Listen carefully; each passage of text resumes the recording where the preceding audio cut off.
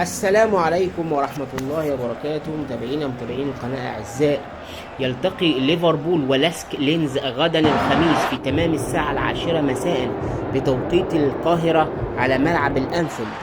وكان أليسون وجوتا يعانيان من إصابات بعد مباراة ليفربول ومانشستر سيتي في الجولة الثالثة عشر من بطولة الدوري الإنجليزي الممتاز. تحدث كلوب في مؤتمره الصحفي منذ قليل عن هذه المباراة، قال: كلاهما خارج مباراة الغد أمام لاسك. أليسون لن يمكنه اللعب غدا أو يوم الأحد، لكن ربما يكون متاحا في المباراة التالية بعد ذلك.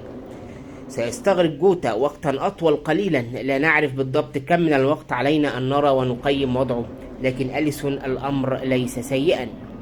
وقال أيضا: لدينا الكثير غير متاح، تياجو الكانتارا كذلك، اندرو روبرتسون، والآن نضيف أليسون وجوتا، وهذا أمر ليس رائع، ولكن علينا مواجهة ذلك بشكل جماعي. يذكر أن ليفربول حاليا يتصدر هذه المجموعة ب9 نقاط، يليه تولوز ب7 نقاط، يليه يونيون سان جلويس ب4 نقاط، ثم نادي لاسك ب3 نقاط. والسلام عليكم ورحمة الله وبركاته.